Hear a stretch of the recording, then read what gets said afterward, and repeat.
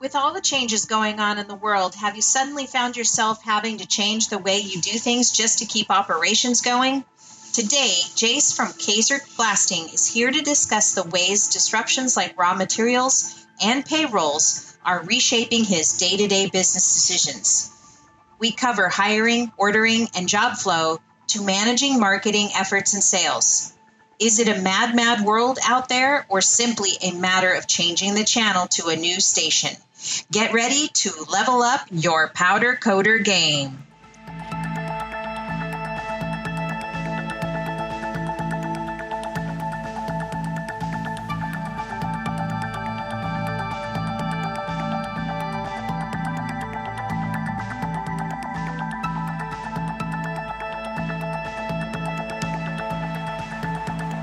Okay, well, with that, let's get started. Welcome to the Powder Coater Podcast. I'm Kim Scott, your host, and I have back with us, it's been about a year, Jase Kaser from Kaser Blasting and Coating. Welcome back, Jase. How are you doing these days? Doing good. Thanks for having me back. I can't believe that it's been a year since we originally talked on. I know, it's crazy. The last time we talked, it was sort of an introduction to your fabulous blog. I know you're probably still blogging these days. I'm not as much. What has gone on in the last, maybe a year for you guys in terms of your business and stuff like that? Give us a brief update on Kaser Blasting. Okay. The last time we talked, was that like before COVID? No, it was during COVID. During? Okay. Yeah. It was about a year ago, a little bit over a year ago. So we've still been maintaining a lot of work. We've been really, really busy. And so that really hasn't fallen off. I feel like all of our industrial customers are back up to full production and trying to catch up on maybe stuff that they got behind on. So we've been trying to play catch up as well. Like everybody's struggling with materials and supplies, trying to get those sourced and find them. That's been really difficult. That's probably the biggest thing that's slowing us down. And then also in our neck of the woods in Nebraska, it seems like it's really hard to find good help right now. Almost every small business or any size business is hiring. So that's been a struggle. There's plenty of work to do. We could do more work if we could find some more people to join the team, but that's been challenging. Otherwise, overall, it's been good. We've been growing, but it's just been super busy. It's been challenging because it's just so busy, and we want to continue to grow and add more customers. And a lot of our current customers just want us to keep doing more and more work, but trying to balance that with actually being able to get it done has been a challenge. So it's a good problem to have. I'd much rather have the problem that we have so much work to do and we're worried about how we're going to get it done than not have anything to do. I agree. We're kind of in the thick of it too right now. The island kind of gets really, really hopping before Christmas because we have so many large jobs that need to get done. It's usually, I call it contractor season. Okay. Usually it can start as early as July, but it pretty much goes to like the 24th of December, sometimes, in the 11th hour kind of thing. But it has been sort of unprecedented up until we've been busy this time of year before, but we, prior to COVID, and it's kind of interesting to see how log jammed it is right now. I mean, and unexpectedly busy and log jammed, and coming out of the woodworks, like, how did we not know about this job? Or how did, why are you just coming to us now? you know, kind of thing. Yep. Yeah. But I was commenting early, you're wearing a beanie and I'm like sweaty hot. Yeah, it was the first really cold day here in Nebraska. So it was down in like the lower 30s and the wind chill was in the 20s. And I was on the forklift most of the day and there was flurries. So it was a nice blustery day. Yeah. And, you did talk, I did follow your last Instagram. I see you mostly on Instagram, but I know you do Twitter and LinkedIn. You were talking, it was raining and you were in your car, it looked cold, and you were saying like how hard it is to sort of get into this powder coating when there's a lot more moisture in the air compared to the rest of the year. Why don't you recap for the audience what some of the things, do you have to prepare your customers, or is it more about changing things in the shop? What makes it know that you're having problems or issues? So basically when it's raining, that's always creates chaos around our campus. So for parts that are currently in process, if they've been blasted, they can't get wet. And so even though we have large buildings, like I said, we're really busy. So that means we're always out of space, which is a good problem to have. We should, if we're busy, we should be out of space. But if it starts to rain, anything that's been blasted and sitting outside has to come inside, obviously. Mm-hmm. Our blasting and powder coating shops are in different buildings that are right next to each other, but we have to go outside to get shop to shop. So we don't want the rain to be on blasted parts as we're going to powder. Right. And then like finished parts, if we know it's going to be an interior application, we don't want that to sit outside in the rain, even though it's been coated. It's probably not a good enough coating to be out in the weather. But the biggest problem that we see or that we have is that if we have parts that we know we're going to blast and powder coat, so they are sitting outside, because it doesn't matter if they get semi-rusty, because we're going to blast it anyway. If there are parts and pieces that are kind of nested together, panels or just anything that'll nest, water will work its way in between, and then it'll just stay in there and rust really badly in between, and like deep pitting. Could be brand new steel, but it'll deep pit rusting. And so then you can't really blast that back out. And now these brand new parts are ruined. So that's a concern that we usually have, even if it's, we know we're going to blast it, we try to get that inside as well. Or once it's done raining, we have to go take the time to spread it all out so it'll actually dry out. Our recent blog was on that sometimes you can't see any of that corrosion, or that it's so deep, until after you get all the way through and you've powder coated it. Because you just look at it in the right light with like a shiny powder and you can see kind of some dips and divots, then that's not going to be acceptable. Those are really frustrating because you just don't know. So that's why over time we get really panicked when it's getting ready to rain. It's usually kind of a fire drill. Yeah. You kind of have to like anticipate how, and it can really severely, you're set on one plan, and then all of a sudden something moves in a different direction. A rain cloud appears, and you're like, the whole plan is just out the window. I mean, we have that here. Not so. It is rainy here in Kahului. We're about ready to go into the rainy season, so this will be.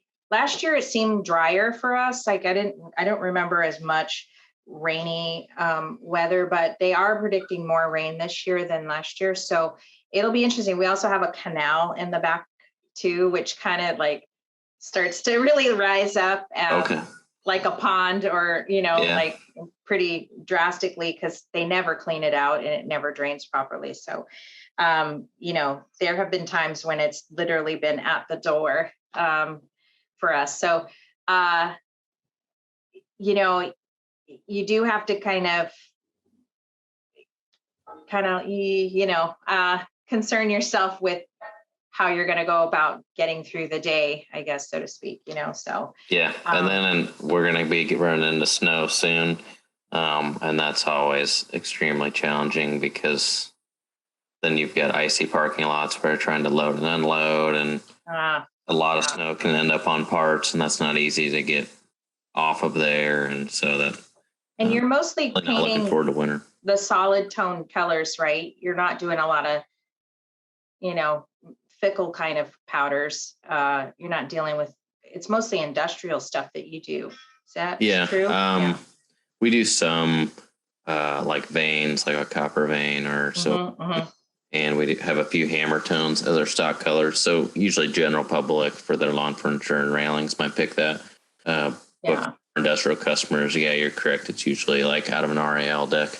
Which is nice because you can have some sense of consistency there where, you know, especially if you're ordering from generally the same supplier all the time, you know, what it's capable of doing or what it's not capable of doing rather than, you know, some crazy candy or dormant or whatever, you know, like where it's got some variability.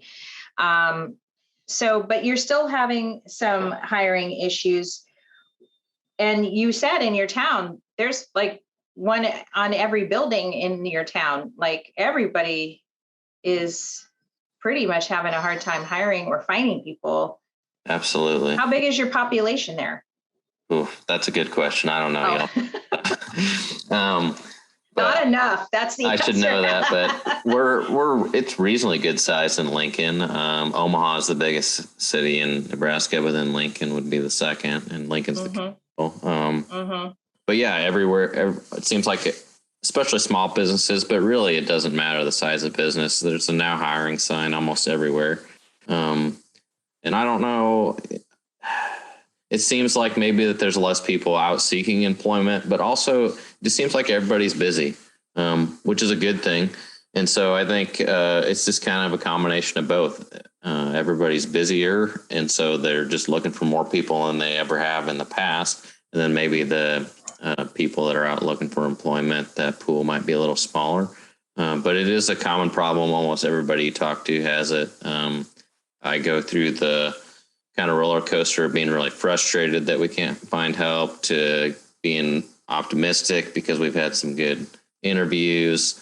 And then some people will start, and like always, you know, some work out, some don't. So recently it's felt like you take one step forward, two steps back in terms of like trying to grow and add some more people. But at the same time, we have the most people working here that we ever have had. So it's not like that we've lost a ton of people, and that it's just we're growing and we have plenty of more work that we want to do and keep doing for our current customers. So we need to add more people. So we are making forward progress. It just sometimes doesn't seem like it.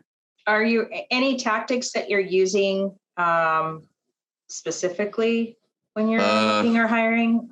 So we post on the internet. There's a company called HireClick that's kind of like in the Midwestern area that we've been using. We use ZipRecruiter as well.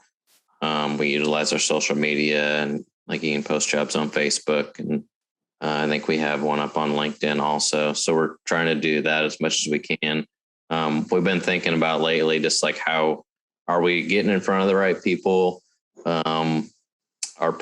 Are people actually searching for powder coating jobs? Do they even know what powder coating is?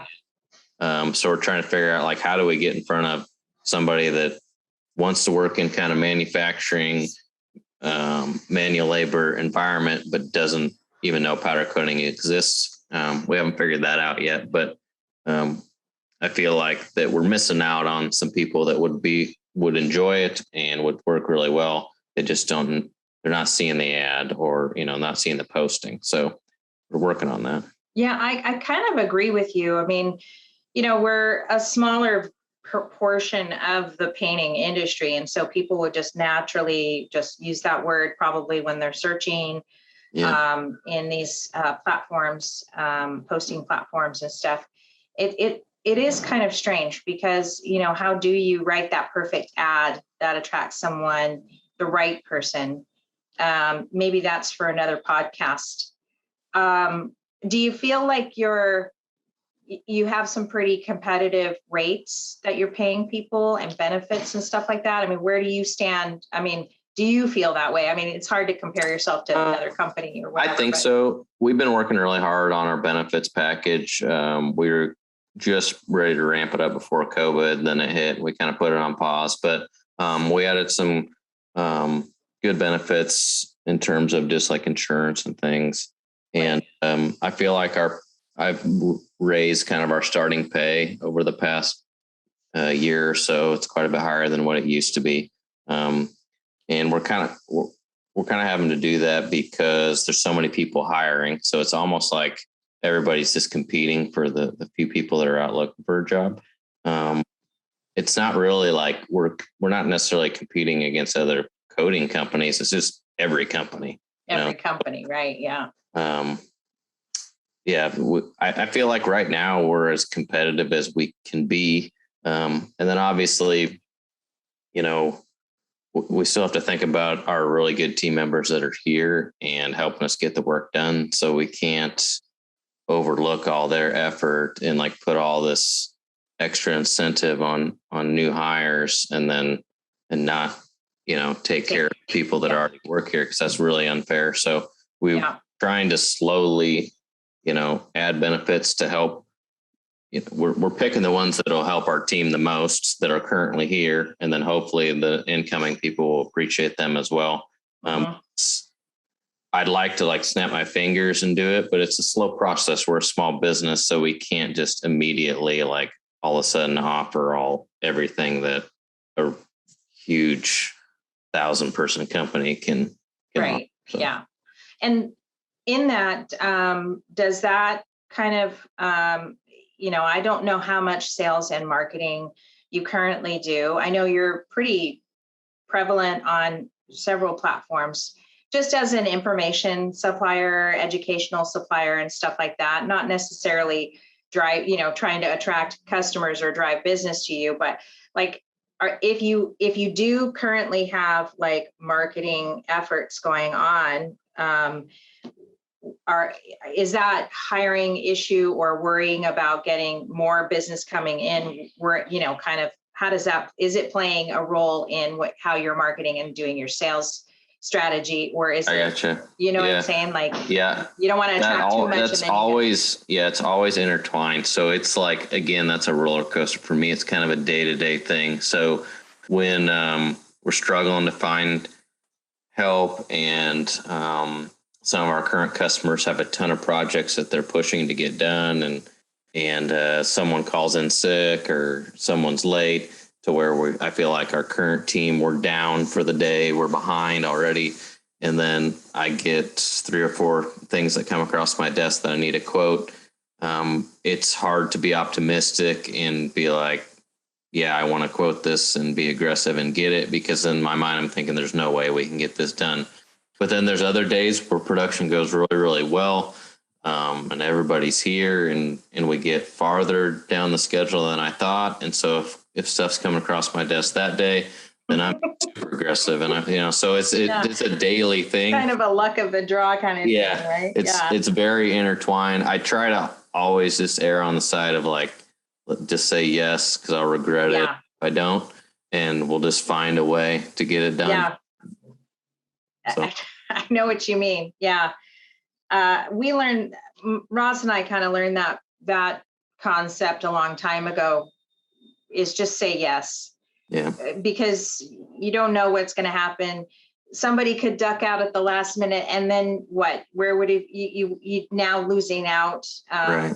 I think that played more prevalently with when we had our boat company and we had a maximum of 24 passengers, and we'd always overbook because some tourist was late, or some guy forgot what day they were supposed to be on the boat, or something happened, and we ended up with the perfect amount of people anyways. And so we learned that concept pretty early on, is, probably much to my husband's dismay, because I'm personally saying yes to everyone, because I'm now on the phone all the time. They're calling him less and they're calling the main line more, probably because he's not responding on his phone. And so, I'm kind of more of the yes man, and he's kind of, whoa, wait, or let's put that off because I don't have time for that right now. Yeah. And what I found is even though when everybody says that they need it right away, because that's what it always is, usually, even if you get 10 jobs in one day and everybody says they need it right away, usually half of them only need it quickly, and the other half will be patient. They're not going to act like it, but they end up being patient. So it kind of works itself out. And there's some people that are not reasonable and they want it immediately and going to be on top of you the whole time, but you just right, but who those guys are, and they mean business, right? So then we have a customer, it's like classic, always hurry up and wait kind of classic, and it's like, he knows enough, that's who he's working with now, but they're it's always this tug and pull kind of thing.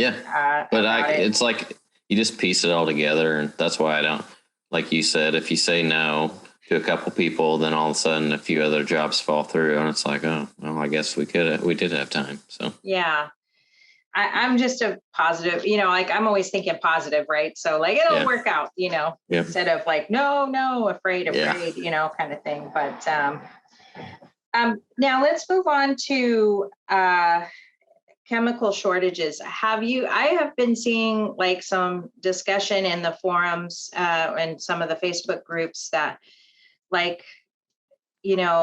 people have been calling, they've run out of stripper, or they're about to run out of stripper. We're certainly one of those people right now, where we're on our last bit, and killing myself last night thinking I should have placed that order back in July, because now now we're looking into our January schedule and taking bookings for January. And it's like, what if I don't have the stripper by then? What if it doesn't come in by then? How will we be restoring then? And so you can kind of run yourself ragged at 3:00 in the morning about it. I reached out to one of our sources, but I wanted to see from you first before I share what she replied back. Is how on top of your chemicals are you pretty good with keeping up with your supply to begin with, or have you seen any shortages just yet? We're seeing shortages in everything except for our pretreatment chemicals right now. We don't use any strippers. I assume those are more exotic chemicals, so they're probably hard to get at the moment. But our iron phosphates and alkaline cleaners and deoxidizers and zirconiums, I haven't seen it yet. And last time I talked to our rep, he wasn't worried about it. Powder seems like a little bit. I wouldn't call it shortage. It just is slower moving now. Harder. Yep. It takes a little longer to get. Paint, extreme shortage on liquid paint. Literally just can't get some of it for long periods of time. And then a lot of our packaging materials, anything with poly in it, like foam, stuff like that, that's been challenging. I'm always one to be prepared. I like to have a spare for everything. So I usually plenty of stuff in stock, but definitely probably the beginning of this year, maybe March and April, I really started to ramp up on stuff that I know we're going to use no matter what. And that kind of started with foam and shrink wrap, because I went to order some and had a really hard time finding it back last spring.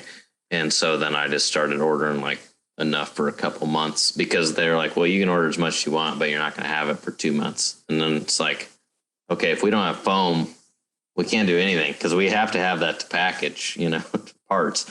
So since then, I've been slowly creeping up our stock and trying to work on that more. And I just actually ordered a ton of our pretreatment chemical, enough for the next probably 3 months or so, just to make sure, because that's probably one of the materials that I don't feel comfortable just calling around and ordering from somewhere else. As far maybe a stripper is not as big a deal, but with all of our pretreatment chemicals, they're very specific to our water. So they're formulated to the water that we have in our building. Right. So I can't and I don't want to just order that from somewhere else. Whereas if I can't get an REL color from PPG, who I normally get it from, because they're out, I'm not extremely concerned if I have to get it from Tiger. I know it's so good. Well, but pretreatment chemicals, that could cause a really big disaster if I had to use somebody else's just randomly. Yeah, and even the PPE, I mean, we have a pretty limited source here on the island. There's just one. And so I'm relegated to that because I usually needed it yesterday. But, PPE is expensive. And then you work so hard to, say, negotiate with a certain company a price, for based on the volume that you're buying. And then they start to have shortages, like that's all that work is out the window kind of thing. Absolutely. And then you've got to start from square one again with somebody else who may have some more. So that kind of disrupts your balance sheet, not your balance sheet, but your profit and loss and your cost of goods and stuff like that. Have you seen any, like we did talk about powder pricing and stuff like that? It's just got another notice the other day. I won't ad nauseum put it in the Coder News segment because this is like literally like the fourth time that I've actually had an email from, I think this time it was Axel Nobel again, increasing another 10 or 20%. Now that's a total of 60% increase in certain products that they've done since December. So that's kind of interesting, especially when you look at a mega corporation that big and they're already just not, thinking twice about charging another 10 or 20% every time they come out with an email about price increases. I mean, how much has it affected you? And here's a side question. Do you know what percentage of your profit and loss, percentage only, if you are familiar with your P&L, what percentage do you pay out in a percentage of income for powder? Do you happen to, I know the clock is ticking, ding, ding, ding, ding. I don't know. Honestly, right off the top of my head, I don't know the percentage of that. I probably should, but powder material is the cheapest part of our process. Pre-treatment chemical is probably the most expensive, but I look at, because I started with, liquid painting a little bit and just growing up, listening to my dad talk about liquid paints. And when you look at price of pre-COVID and all that, you look at the price of liquid paint compared to powder, it's like night and day. Like powder it is, and does just as good a job. So percentage, it would be extremely small. But price increases, yeah, absolutely. Everybody's been doing price increases. Most of it was on just all the extra miscellaneous supplies. Now we're starting to see it on powder. But yeah, you're right. I'm surprised. I'm not surprised that they're doing increases. I'm surprised that they're doing such big chunks at a time. But I guess they have to. I mean, they're in a business too. And so obviously they have.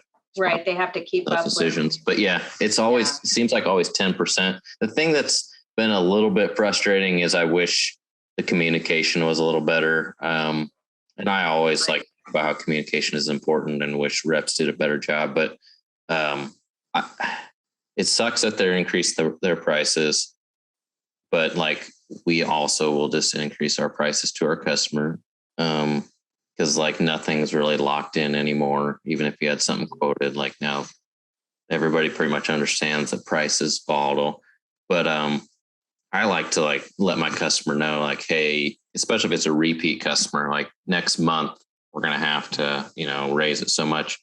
But sometimes we're just going to order powder, and then they're like, oh, this is a new price. I'm like, well, when did that go into effect? Oh, it wasn't we did it last week and we just put it into effect immediately. Like, okay, I get that, but it would have been like nice to tell us. But so that's been the frustrating part, is just be nice to know that it was coming up so you can plan for it a little bit. But. Yeah. And it's something to think about as the new year comes closer, because it's always good to review that by the end of the year, so that first month of January, it's a great opportune time to let your customers give out an email to say, look, this is some of the stuff we're dealing with, and yes, this is the new price or whatever. Yeah. So, we're getting close to that time period where you probably could start thinking about price increases. I think personally, price increases are now on the rise for powder coating in general, just not because of powder pricing, because we just said that it's not as critical as maybe some like versus liquid coatings, but because the demand for powder coated products is going to start booming, and it's going to continue to boom.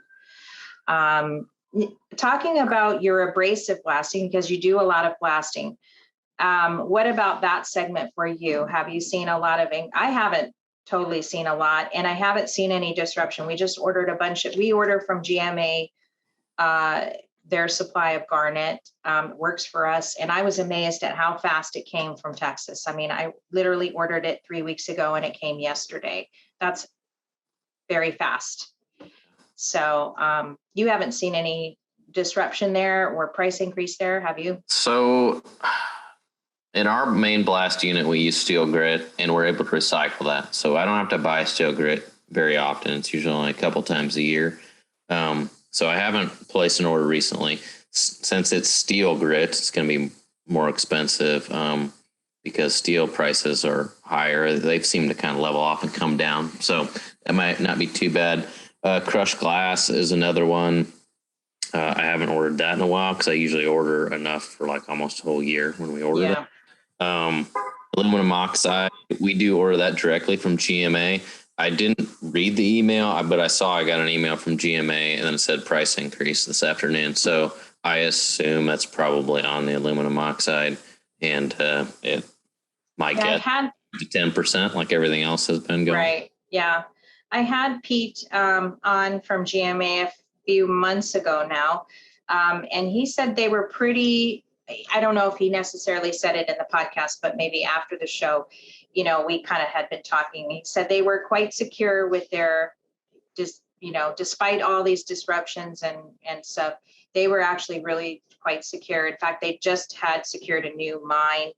I think they had bought somebody out or something. And so they were actually pretty good with their supply rates. And weren't anticipating any kind of disruption. But it's funny how it's been up and down, like different industries, different products, The one thing that I found really interesting, and I feel like it's an indicator of how strong a company is, whether it doesn't matter the size, but even at like the top level of these really huge corporations that are worldwide, some of them really aren't having any problems or very little with their shortages. You can get stuff from them very easily. The price might be up, but that makes sense because basic economics, the demand's high. They can charge a higher price. Just is what it is. But then there's other really large companies that are their competitors that are really struggling. You can't, it's really hard to get anything from them. And it's just interesting to me because obviously they run their businesses differently to where, there are some that are extremely prepared, that not maybe prepared in terms of like for like a huge thing like COVID, but like they just run whatever margins, maybe whatever the opposite of lean would be. So when everybody's extremely lean and just in time, that is not working right now because it just puts everything behind. So the people that run a little bit more with a cushion, it seems like those companies are doing well, and it's nice to be able. We have a few that are suppliers for us, and it's nice that they have the stuff, and we can just keep going. I kind of think I do agree with you on that because I just ordered some new filters for the spray booth, and we have the pocket kind. Okay, if that makes a difference, this was our first time ordering. I don't think Ross ordered it from this time around. We ordered from a different person. He's always looking he goes for the price first, not necessarily repeating, but I went ahead and just went with wherever he wanted me to order it from, and then realized I hadn't heard from them for about a week. And I'm thinking, usually I get like an update about it when it's shipping out, or that it's shipping out in 48 hours, or, and it was no small charge. It was like $750. Yeah. And stuff. And I'm like, hey, so when am I getting this stuff? And they're like, well, we're making it right now. And I'm like, you're making it? Listen, your website did not indicate that you were a maker of this stuff. You look like you're a reseller of this stuff, and that you can't get it, so I can't get it, right? Yeah.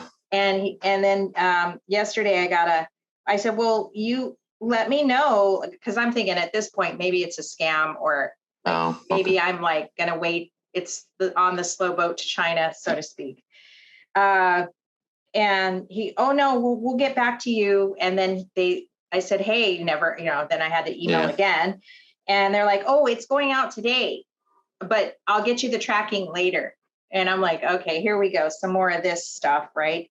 They're probably doing everything they can to keep the sale and lengthen the time before I get it. So we'll see. I don't know how they're shipping it here. I'm assuming it's UPS, but again, it could be some slow boat kind of thing. So some of the problem that we've been having is that our suppliers have it in stock, but UPS, FedEx, or other shipping companies are having a hard time actually getting it to us, because I think because of labor shortages on their part, is because usually their logistics are very robust, but if they don't have anybody to actually move the stuff, then obviously move. How does that been affecting you guys, since everything has to be shipped in from really far distance? Interestingly enough, shipping west is not as bad as it's been in the Midwest, East and Midwest. Okay. From what I hear from others, and in talking to others, and then ordering for our own. Although I did order, like, it was one of those, I need 1 pound and I needed like 5 days ago kind of thing. So of course now I'm paying. I called Columbia and ordered the 1 pound that I needed, and ended up having to talk to Pam. She's the new general manager over at Columbia Coatings, about it. And I think because they moved Angela was my go-to girl, but then they moved her down in shipping. So if you're emailing Angela and she's not getting back to you, it's because she's now moved and not checking that email as much. But that's how I got a hold of Pam. And she was saying that they were having some really big issues with Federal Express. I paid $63 for the fastest Federal Express shipping on 1 pound. And I know probably people listening in, their mouths are dropping right now for how much I paid. It still took 5 to 7 days to get here. So I should have just put it in the USPS from Columbia, and it would have been here just in time. And I had a problem with some powder, and so I didn't order enough, or something happened. It was my fault that we were short. And so I was overnighting some in, and it was a lot of powder that I was overnighting in. So it was extremely expensive. And, but when they told me that one was from Tiger, I think, and they're usually really, really good about getting it out the same day. And they did, but they're like, just so you know, like, UPS is not guaranteeing that when you say next day air that you'll get it. And other times that I've had to use it in the last 6 months, it has still been fine. Next day air, it still comes. So I was like, yeah, no problem. Don't worry about it, because I figured it would be here. Well, that was the one time I really needed it. And it was like, we did next day air, paid for it, but it took 2 days, which, I mean, it's still fast, but it was like, it sucked because we did pay a lot to have it the next day, and it took 2 days. So, every now and then you get those jobs that it's like the timing of it all is, and you're damned if you do and you're damned if you don't kind of thing. It's terrible when you're caught in that predicament, whether it's your fault or a customer's expedition or expediting the project, whatever. It just doesn't matter. But, I love that one of the things we talked about in that first podcast with you was, this letting your customer know about timelines, because you are the finisher. You are always at the end of the line, and there are jobs that are always coming into you hot, and the pressure is on you to still keep that same deadline, even though things have changed on their end.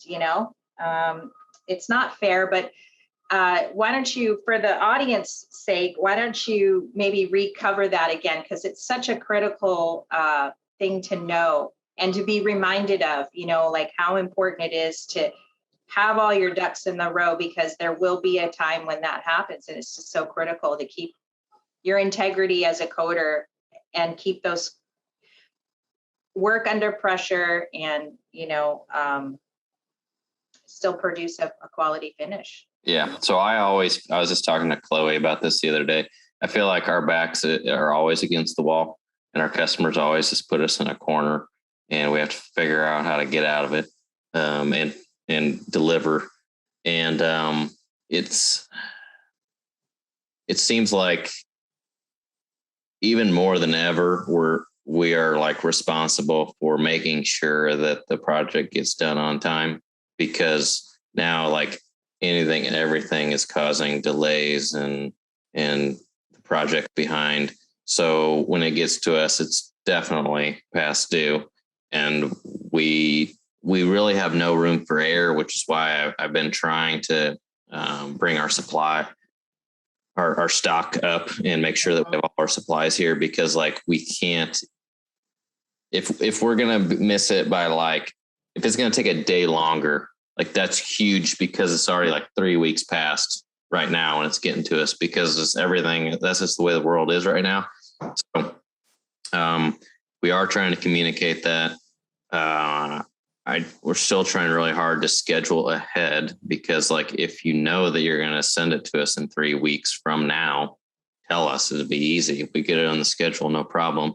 But the planning is still a challenging aspect for most people, it seems like. And we've been so busy. Usually I try to plan for our customers, and our repetitive ones, I try to reach out and figure out what their upcoming schedule is going to be. We've been so busy. I've been probably not doing a good job of that. And also it's just because of all of the shortages, whether it's labor or supply, nobody really knows. So it's like, they can tell you when they're supposed to have it done, but they're waiting for this piece and that piece.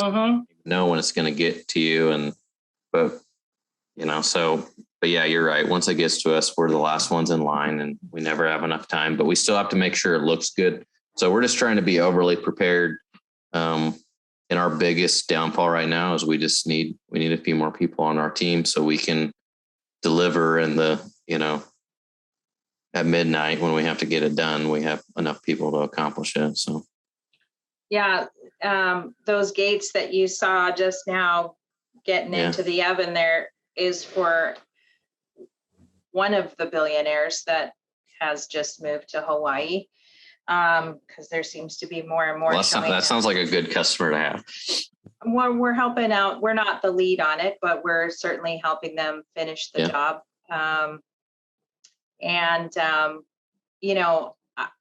All I know is we found out about the job on Sunday, and it's just, they're literally chartering flights to get it here, kind of thing, just to get it done.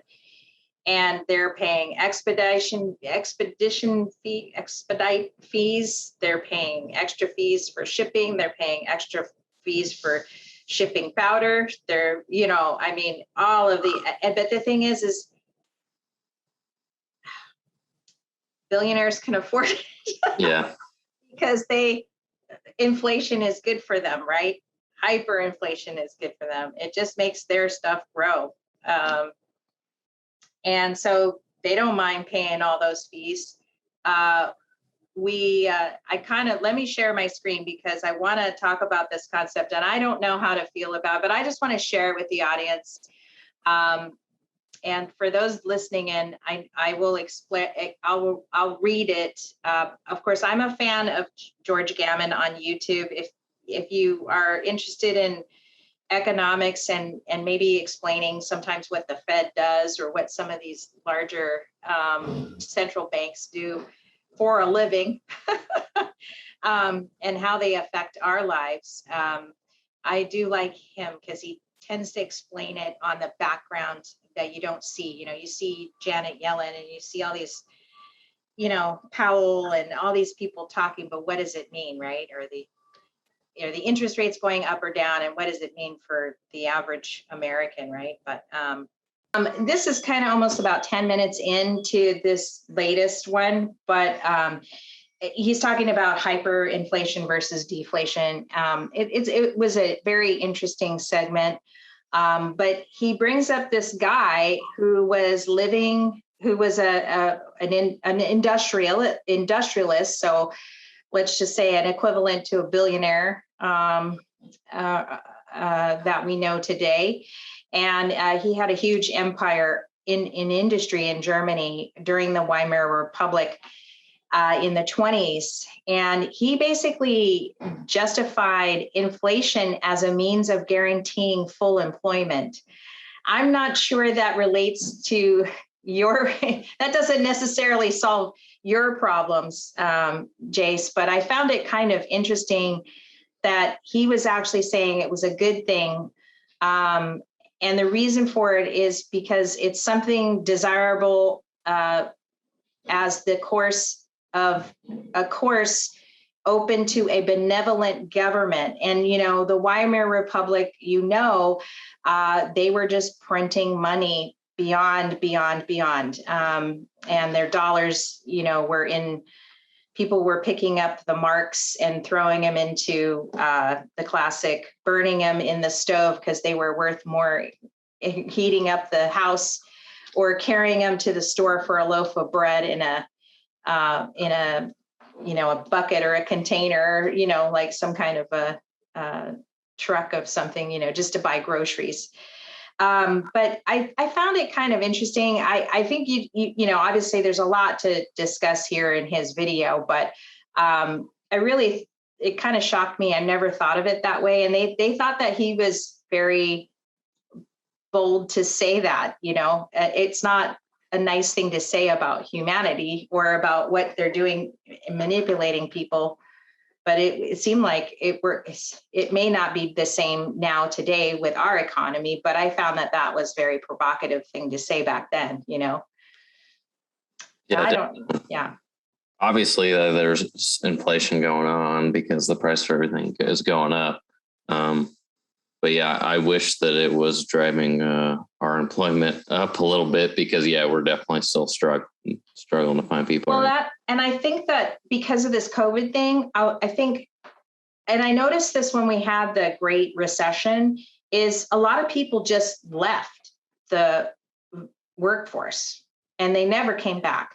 Yeah. Whether they just took early retirement or they just decided to stay home and be a mom or who knows, or they got disability or whatever.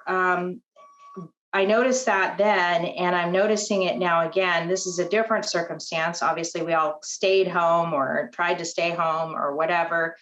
And then now these people that have stayed home are continuing to stay home and not go back to work. So it's like there's even less people in the workforce is, I guess, what he means to say in that. It's just like we're taking people out of the economy or out of the workforce because they're not coming back. They're still at home. They're living off of the STEMI checks or their unemployment checks. They've just been hanging on to it in their checking accounts and living off until they need to. That's not for everyone or every state or every county, but I found that kind of interesting. Of course, I walked into Home Depot yesterday and the whole place was hopping. And it was nuts in there. Lots of people in the pro, lots of people self-checkout. It wasn't just the typical homeowner lollygagging around for a plant or, picking up some cleaner or something like that. It was like the boys was in there, you know what I mean? And picking up their stuff.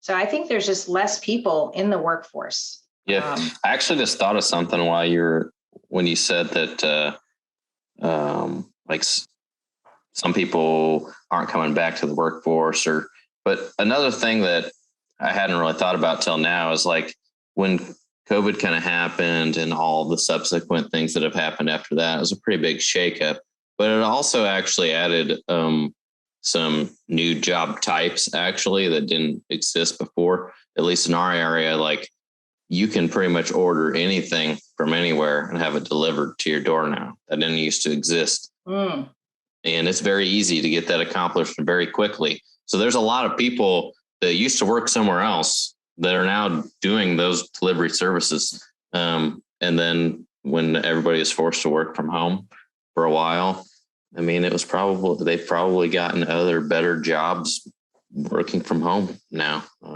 So that's something that I hadn't really thought about, that some of it is probably still in the workforce. It's just COVID has probably accelerated a little bit of some job changing, more like, like so much happens on the internet now. And so that was kind of a trend anyway, but I think it accelerated it because everybody is ordering, off the internet now, at least for like myself. Like I would go to Home Depot, I would go into Menards, I would go into Lowe's and be buying parts to fix things or rig something up, or so we can hang a new project that came in. And now I just default to, I might order it from there, but I pick their delivery and then they deliver it to us, so. Right. I think you're right about that for sure. 100%. I mean, my buying habits have changed just personally, too. If I can avoid going to Target or Safeway, I just do the app thing. And I think that that's kind of the interesting thing about it is that if I can't believe like Safeway has this wonderful service where I can just drive up and somebody picked all that stuff. And this girl, like if they were out of something, she was like texting me, oh, do you want this one instead? I'm like, I'm not paying extra for this, or maybe I'm just paying a minimal fee. Like that's totally worth it. So yeah, you're right. We're so busy in our lives that it's actually creating a whole new industry of helpers. Right. Yeah. And I guess, shopping for someone with a checkout list and all you got to do is go through the aisle and take it off or whatever. If that's an easy enough job to do. I mean, no stress other than just trying to get it done in time. But it's kind of interesting. I'm also amazed at how fast Amazon is getting stuff here to me. It almost seems like it's overnight now. And we don't even have our distribution center open yet. Bezos just bought a huge plot of land on Oahu that he's going to finally get this distribution center that he's always wanted in Hawaii here, probably because he moved here, or he's going to be here part-time now on Maui. And, he can't be left without his, Alexa. So it'll be interesting to see how fast stuff gets out even now once they get that distribution center open. Be very quick because most of us can be right there. So. Right. But it's quick enough already. I mean, just if you order an Amazon basic thing, brand or whatever, it seems like it's already here. So maybe they already have a distribution here. Some basic items like maybe toilet paper or whatever, Kleenex or whatever. So does everything mostly come in air freight to you guys then? Yeah, exactly. Or by boat. Okay. How is all of the, and I don't know enough about it. You probably know more just because geographically you're closer, but there's a lot of issues, I think, like the California coast where, there's a lot of ships sitting out there. Is that like back onto you guys or not? We haven't. It's interesting. I don't think we've suffered as much as you guys have, or at least California is. And I asked this question yesterday to my next door neighbor who sells golf carts, and he buys them from China. They're cheapy golf carts. I don't get his business model, but I'm probably not his buyer either. but he sells these things for $10, $15, $20,000. He's a hyperinflationist. So I'm just going to say that right off, because he is hoarding like crazy. He's buying all the tires, all the batteries, which are lithium. He's one of the largest lithium suppliers in Hawaii. So a lot of people, Tesla people, call him too. And he is just, he's in it. He just expanded the whole warehouse next to us. He's just huge. I don't know how he's paying it for it now, because if he's planning on hyperinflation and the inability to get goods, he may just be the winner here, you know. I don't know how it will work out for him, but he does get his stuff shipped. Now, he bought 2 containers worth of these golf carts, and they are sitting out somewhere stuck in Taiwan. Because of the California thing happening. It is backing up on some other levels. Okay. But a lot of stuff does get directly shipped here first. So it comes from right into your guys' like port then, basically, and it just bypasses. Yeah, we don't get a lot, but like it doesn't have to go through California and then turn around and ship out again. That wouldn't make sense at all. Right. Yeah. At the same time, I don't think we get too much China stuff. If it's Walmart that's shipping stuff, it's shipping out of California to Hawaii. Okay. That is, I know for sure. But interestingly enough, if Bezos is planning, and apparently this building is massive, like hundreds of thousands of square feet.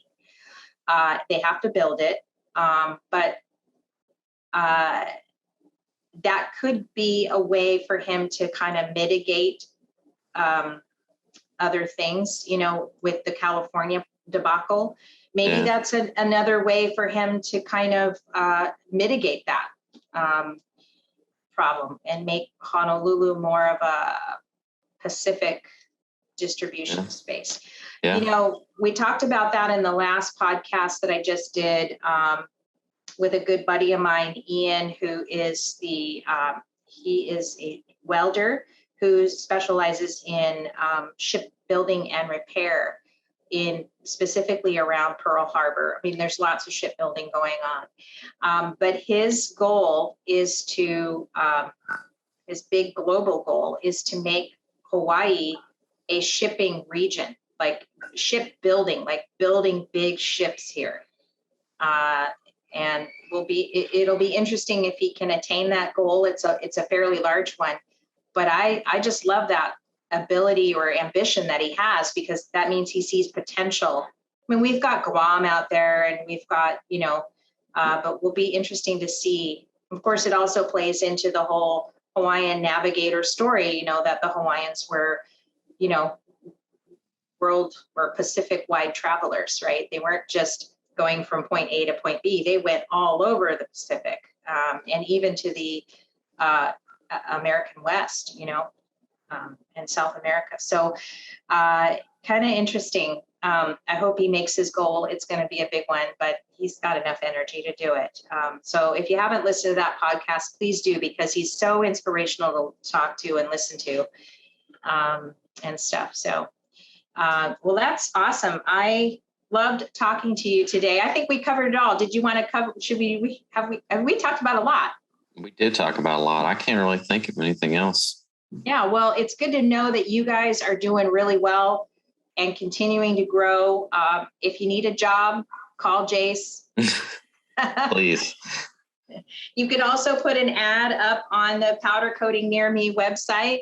So just send me your ad that you have on, you know, your job link ad or whatever description, and I'll put it up. I have to do it myself. You can't make it, you know, you can't post it yourself, but if you send me the link to the Indeed or whatever, I'll just copy and paste the text and put it up. And I've done it for a few coders. We have a few of them up there that are looking for jobs and still posting and stuff like that. So yeah, maybe that, you know, that website's doing really well. It's growing. It has 150 top page in Google links.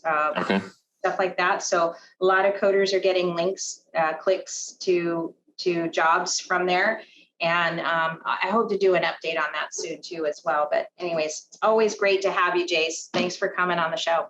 Yeah, thanks for having me. I really appreciate it. It's nice talking to you. All right. Aloha.